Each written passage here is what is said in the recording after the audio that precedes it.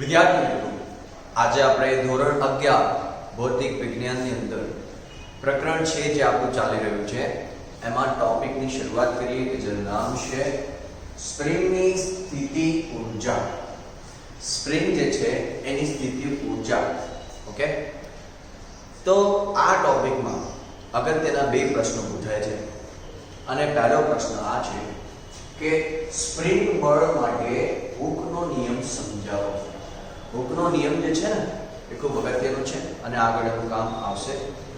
પણ સ્પ્રિંગ બળ છે એ આપણે ત્યારે જાણતા નથી, તો પહેલા આપણે સ્પ્રિંગ બળની વાત કરીએ.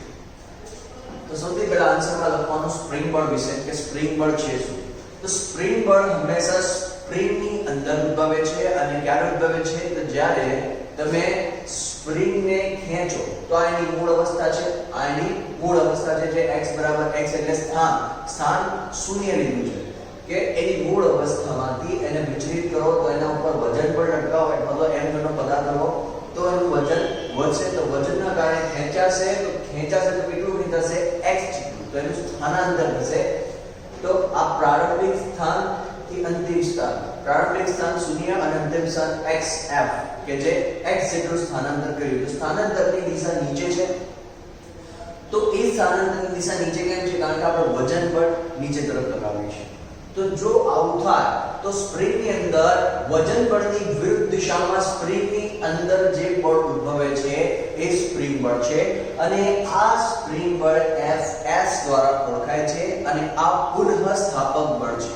કયો બળ છે? પુનઃસ્થાપક બળ છે કે જે સ્પ્રિંગને તેની મૂળ અવસ્થામાં લઈ જવા માટે હોય છે. એટલે કે જો આપણે એને x જેટલું સ્થાનાંતર આપીએ તો જો આ વજન બળ હટાવતા ખસેડી દેતા એનાથી શું થશે? તો આ જે પુનઃસ્થાપક બળ એટલે કે સ્પ્રિંગ બળ છે આ સ્પ્રિંગને ફરીથી x 0 સ્થાને મૂળ અવસ્થામાં લઈ જવાનો પ્રયત્ન કરે છે. એટલે મૂળ સ્થાને લઈ જાય છે માટે આ સ્પ્રિંગ બળને આપણે પુનઃસ્થાપક બળ પણ કહીએ છીએ. તો આ સ્પ્રિંગ બળ જે છે એ Fx એ કોના સમપ્રમાણમાં હોય છે? તો સ્થાનમાં થતા ફેરફારના વ્યસ્ત પ્રમાણમાં હોય. સ્થાનમાં થતા ફેરફારના સમપ્રમાણમાં હોય છે, પરંતુ આ ફેરફારની વિરુદ્ધ દિશામાં હોય છે. ઓકે, કે Fs જે છે ને એ ડેલ્ટા x એટલે કે સ્થાનમાં ફેરફાર થયો કઈ દિશામાં? નીચે તરફ થયો. તો આ ફેરફારની વિરુદ્ધ દિશામાં છે પરંતુ ફેરફારના સમપ્રમાણમાં છે. એટલે કે ડેલ્ટા x જે છે એ ડેલ્ટા x ના તો સમપ્રમાણમાં છે જ, પણ આ જે ડેલ્ટા x ફેરફાર થાય છે એ ફેરફારની વિરુદ્ધ દિશામાં થાય છે. કારણ કે ડેલ્ટા x ફેરફાર કઈ દિશામાં થાય છે? નીચે તરફ થાય છે, પરંતુ બળ જે છે વિરુદ્ધ દિશામાં છે. તો આ માઈનસ નિશાની બંને એકબીજાની વિરુદ્ધ છે એમ સૂચવે છે. પણ સ્પ્રિંગ બળ Fs અને સ્થાનાંતર ડેલ્ટા x એક પરસ્પર વિરુદ્ધ છે. ઓકે, એવું સૂચવે છે. તો આપણે ચલિત નિશાની દૂર કરીએ તો માઈનસ k ડેલ્ટા x આવે. k જે છે ને એ સ્પ્રિંગનો બળ અચળાંક છે. ઓકે, તો ચલિત નિશાની દૂર કરતા આપણે k મૂકીએ તો k ડેલ્ટા x માં ડેલ્ટા x બરાબર xf 0 લખીએ. એટલે કે xf શું છે? x 0 આપણે xf મળશે તો fs બરાબર kx થાય છે. જે સ્પ્રિંગ બળનું સૂત્ર છે fx બરાબર kx, જ્યાં k બરાબર સ્પ્રિંગનો બળ અચળાંક. હવે આપણે હૂકનો નિયમ જોઈએ. હૂકનો નિયમ આ છે.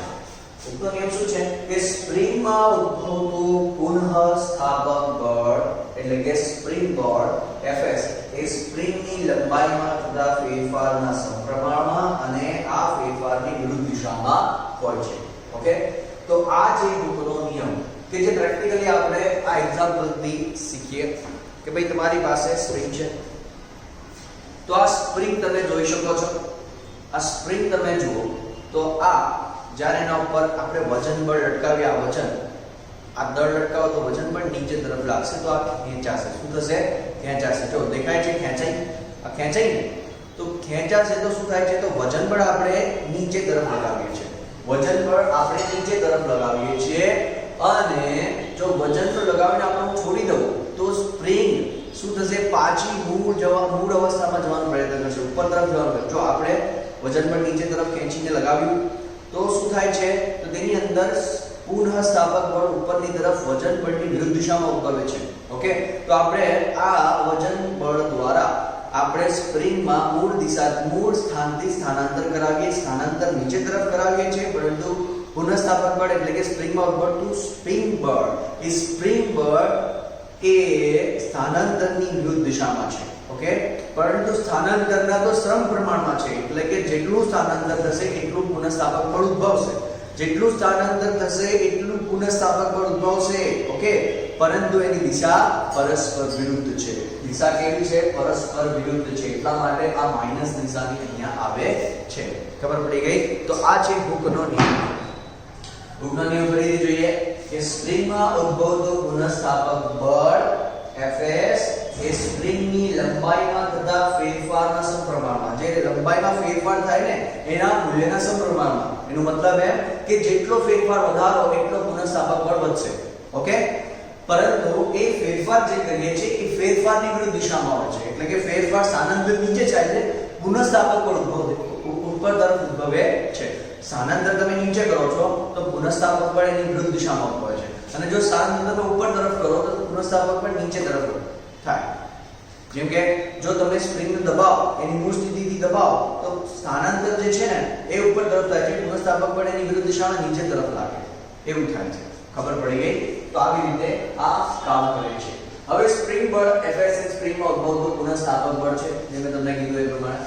અને સ્પ્રિંગ બળ એ સંરક્ષી બળ છે, કારણ કે તે સ્થાનાંતર પર આધારિત છે, જે અહીંયાથી જોઈ શકાય છે કે Fs ચલે છે -Δx. તો સંરક્ષી બળમાં આપણે છેલ્લા લેક્ચર્સમાં જોઈ ગયા કે સંરક્ષી બળ એટલે કે જે બળ એ સ્થાનાંતર કે વેગ જેવી રાશિઓ ઉપર આધારિત હોય તેને આપણે સંરક્ષી બળ કહીએ છીએ. તો આ સ્પ્રિંગ બળ પર એ જ સંરક્ષી બળનો એક ઉદાહરણ છે. હવે સ્પ્રિંગ બળના અચળાંક k માટે, ઓકે, કે જે સ્પ્રિંગનો બળ અચળાંક k છે એના માટે આપણે આગળ જોઈએ તો Fs બરાબર -kx માં k ને કરતા બનાવેલો તો -Fs/x થઈ જાય. તો આ એનું સૂત્ર તૈયાર થાય છે, k બરાબર -Fs એટલે સ્પ્રિંગ બળના છેદમાં સ્થાનાંતર. ઓકે, તો હું તમને ગુજરાતીમાં લખીને બતાવી દઉં કે આને જ્યારે સ્પ્રિંગ બળ લખો તો સૂત્ર સ્વરૂપે કેવી રીતે લખો? તો સ્પ્રિંગ બળ અચળાંક બરાબર એકમ સ્થાનાંતર દીઠ ઉદ્ભવતું પુનઃસ્થાપક બળ. Fs એટલે પુનઃસ્થાપક બળ અથવા તો સ્પ્રિંગ બળ. એનું ઋણ મૂલ્ય છે એટલે માઈનસ લખી દઈએ. સ્પ્રિંગ બળ Fs અથવા તો પુનઃસ્થાપક બળ. એનું ઋણ મૂલ્ય આગળ એટલા માટે લખવામાં આવે છે કારણ કે એ દર્શાવે છે, ઋણ નિશાની દર્શાવે છે કે Fs એટલે સ્પ્રિંગ બળ એ સ્થાનાંતરની વિરુદ્ધ દિશામાં છે. ઓકે, આના પરથી આ સૂત્ર પરથી એકમ યાદ રાખવાનો. એકમ ક્યારે ગોખવાના હોતા નથી, સૂત્ર તૈયાર હોય તો એકમ તૈયાર થઈ જાય. જેમ કે k બરાબર -Fs/x, જ્યાં Fs એ બળ છે, x એટલે સ્થાનાંતર.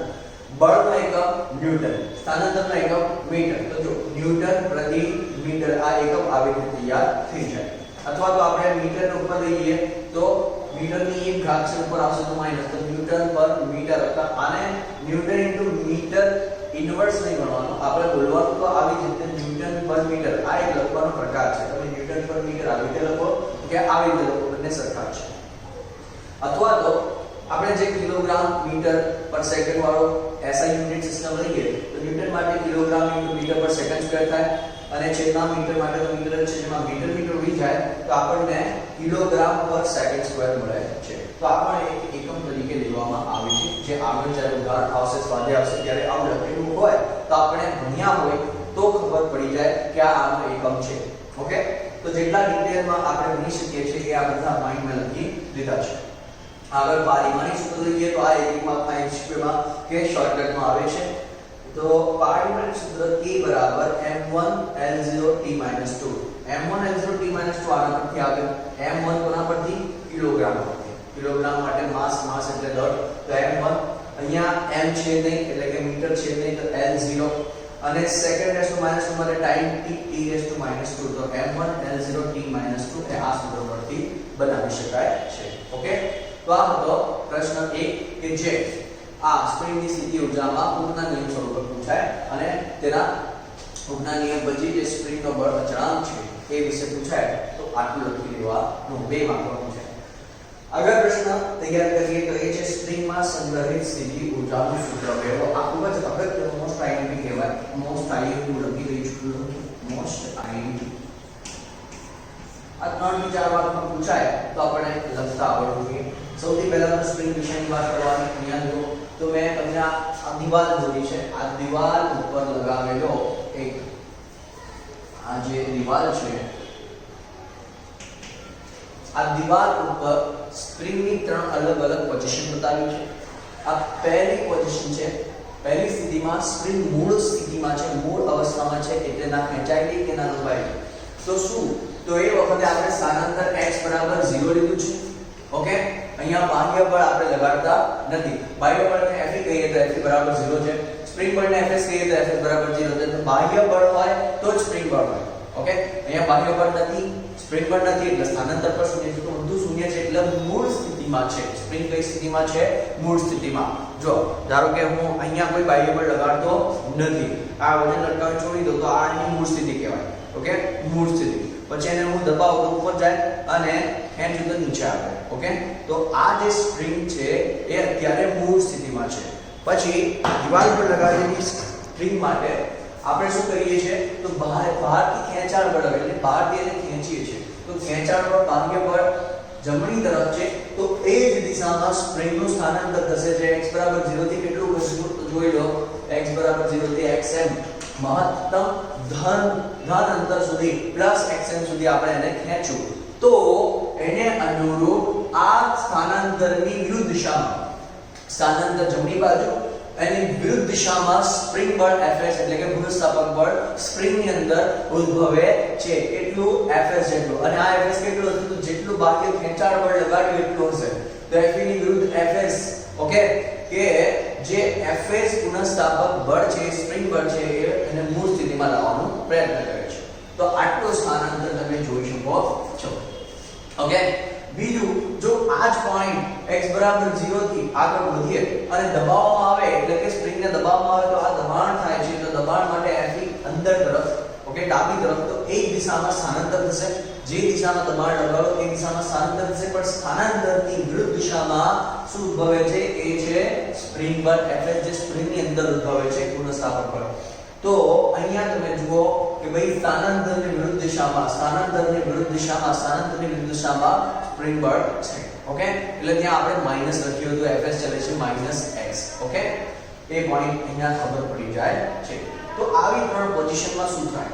તો મૂળ સ્થિતિમાંથી જ્યારે સ્પ્રિંગને વિચલિત કરવામાં આવે, એટલે કે કાં તો ખેંચાણ અથવા તો દબાણ લગાડવામાં આવે, તો સ્પ્રિંગમાં જે પુનઃસ્થાપક બળ ઉદ્ભવે છે અને સ્પ્રિંગ ઉપર કાર્ય થાય છે, અને સ્પ્રિંગમાં જે કાર્ય કરવામાં આવે છે તો એ સ્પ્રિંગમાં કાર્ય સ્થિતિ ઊર્જા સ્વરૂપે સંગ્રહિત થાય છે. એનું આપણે સૂત્ર મેળવવા જઈ રહ્યા છીએ. તો ધારો કે બ્લોકને, અહીંયા બ્લોક લગાડે છે ને, આ બ્લોક છે, તો આ બ્લોકને બહાર તરફ ખેંચતા, આ વાળી પોઝિશનની વાત કરીએ કે બહાર તરફ ખેંચતા તેની લંબાઈમાં શું થાય છે? વધારો થાય છે. એ કેટલું થાય છે? xm જેટલું, પ્લસ xm જેટલો ધન દિશામાં પ્લસ xm જેટલો વધારો થાય છે. તો એના ઉપર કુલ કાર્ય થાય. એ કાર્ય આપણે 0 થી ક્યાં સુધી લઈ ગયા? xm સુધી. એટલે x 0 હતું, x 0 થી xm સુધી આપણે કાર્ય કરીએ છીએ. તો સંકલનમાં પરિણમે, કારણ કે સંકલન એટલે સરવાળો. તો w 0 થી xm સુધી સંકલન Fs ds. આપણું મૂળ સૂત્ર છે ને, w કાર્યનું સૂત્ર હું સાઈડ પર લખી દઈશું. કાર્ય w ઇન્ટિગ્રેશન x1 થી x2 સુધી f dx બરાબર. આ એક સૂત્ર આપણે ચલ બળ વડે થતા કાર્યમાં મેળવી ચૂક્યા હતા. તો પ્રારંભિક સ્થાન 0 છે, અંતિમ સ્થાન xn છે. ઓકે, તો અહીંયા Fs બરાબર જે આપણે ઉમના નિયમમાં ભણી ગયા, Fs -kx. તો Fs -k x. -k જે છે ને પહેલાથી બહાર રાખીએ, કારણ કે અચળાંક છે, અચળાંક એ સંકલનની બહાર રહે છે. તો -k બહાર, ઇન્ટિગ્રેશન 0 થી xn સુધી, અને x ની કેટલી ઘાત છે? 1 ઘાત છે, તો x dx. ઓકે, Fs ની જગ્યાએ આપણે -kx મૂક્યું, કારણ કે Fs -kx હોય ઓહમના નિયમ મુજબ. તો અહીંયા -k બહાર છે અને x અંદર જ છે, તો x ની 1 ઘાત છે, dx. તો x ની 1 ઘાત નું સંકલન આપણે સંકલનના સૂત્ર x(n) dx માટે x(n+1/n+1) એવું સાઈડ ઉપર લખી દઉં છું, કારણ કે ઇન્ટિગ્રેશન x(n) dx બરાબર x raised to n plus 1 upon n plus 1 આ સૂત્રનો ઉપયોગ કર્યો જ્યાં n બરાબર 1 હતું તો 1 + 1 2 તો x ની 2 ઘાત છેદમાં n plus 1 એટલે 1 plus 1 એટલે 2 થઈ જશે તો આ સંકલન થઈ ગયા પછી x² ભાગ્યા 2 લખાશે અને લિમિટ જે 0 થી xm છે આ જમણી બાજુ આપણે લખીએ છીએ એ પ્રમાણે 0 to xm સ્વરૂપે લખાશે ઓકે અહીંયાથી આગળ વધીએ તો આપણને આ કાર્ય w બરાબર -k * x²/2 0 થી xm આ જે લિમિટ છે ને xm અને 0 ની મૂકી દઈએ તો અહીંયા આવશે w બરાબર -k તો બહાર છે અને કૌંસમાં સૌથી પહેલા x ની જગ્યાએ xm મૂકીએ તો xm નો વર્ગ / 2 -0 કારણ કે આ 0 તો મૂકો તો 0²/2 તો 0 થવાનું છે એટલે -0 અને આ કાર્ય જે છે આ કાર્ય કઈ ઊર્જા સ્વરૂપે આ કાર્ય સ્પ્રિંગ ની અંદર ત્યારે મેં કીધું ને કે સ્પ્રિંગ ની અંદર કઈ ઊર્જા સ્વરૂપે સંગ્રહિત થશે તો સંગ્રહ થતી ઊર્જા સ્થિતિ ઊર્જા છે હંમેશા તો આ કાર્ય સ્પ્રિંગ ની અંદર સ્થિતિસ્થાપકીય સ્થિતિ ઊર્જા સ્થિતિ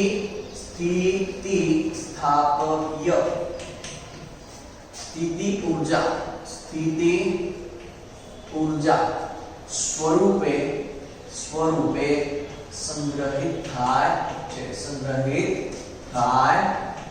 છે હવે અમે વર્ડ વાપર્યો સ્થિતિસ્થાપકીય સ્થિતિ ઊર્જા સ્થિતિસ્થાપકીય ક્યાં કારણ કે અહીંયા જે સ્પ્રિંગ બળ છે એ છે પુનઃસ્થાપક બળ છે અને પુનઃસ્થાપક બળને કારણે અહીંયા ઊર્જા સંગ્રહિત થાય છે એના ઉપર કાર્ય થાય છે ને એટલા માટે તો પુનઃસ્થાપક બળ દ્વારા જે સ્થિતિ ઊર્જા સંગ્રહ થાય છે એ સ્થિતિસ્થાપકીય સ્થિતિ ઊર્જા કહેવાય છે તો આ સ્થિતિસ્થાપકીય સ્થિતિ ઊર્જા કહો કે ખાલી સ્પ્રિંગ ની સ્થિતિ ઊર્જા કહો બંને એક જ છે તો આ w બરાબર આપણે શું લખીએ તો કાર્ય ઊર્જા પ્રમેય મુજબ w બરાબર -Δv ક્યાં છે ને કાર્ય એટલે સ્થિતિ ઊર્જાનું ઋણ મૂલ્ય આપણે આ ભણી ગયા છે કયા નિયમ પરથી લખી દઈએ કાર્ય ઊર્જા પ્રમેય પરથી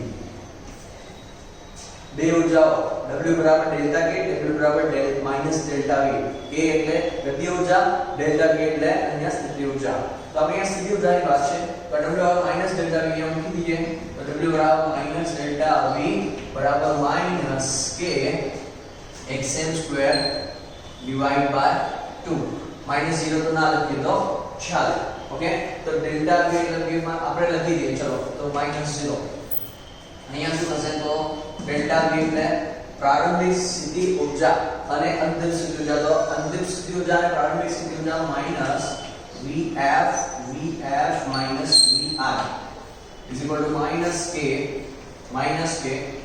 xm² / 2 -0 ત્યાં કમ્પેર કરો તો vi તો શૂન્ય થશે કારણ કે પ્રારંભિક સ્થિતિ ઊર્જા શું હશે તો એની મૂળ સ્થિતિ x બરાબર 0 હતી એટલે પ્રારંભિક સ્થિતિ ઊર્જા આપણે અહીંયા શૂન્ય લીધી છે તો vi બરાબર 0 થશે અને vf આપણે કમ્પેરીઝન કરીએ તો vf બરાબર half k xm² થશે શું થશે vf અહીંયા હું તમને બતાવી દઉં કે v vf આ માઈનસ માઈનસ પ્લસ vi એના બરાબર -k * xm² divided by 2 minus 1 plus 0 તો જે 0 છે ઇનિશિયલ એટલે કે પ્રારંભિક સ્થિતિ ઊર્જા માટે છે અને -k બરાબર -k xm²/2 છે એ અંતિમ સ્થિતિ ઊર્જા માટે છે તો પ્રારંભિક આપણને જે અંતિમ સ્થિતિ ઊર્જા મળી એ vf મળી તો vf બરાબર 1/2 k xm² મળે છે જે સ્પ્રિંગ ની અંદર ઉદ્ભવતી જે સ્પ્રિંગ ની અંદર સંગ્રહિત થતી સ્થિતિ ઊર્જાનું સૂત્ર દર્શાવે છે જે કોના દ્વારા સંગ્રહિત થાય છે તો સ્પ્રિંગ પર થતા કાર્ય દ્વારા કાર્ય સ્થિતિ ઊર્જા સ્વરૂપે સંગ્રહિત થાય છે તો vf બરાબર 1/2 k xm². ઓકે તો આ ટોપિક આ રિલેટેડ છે ઓકે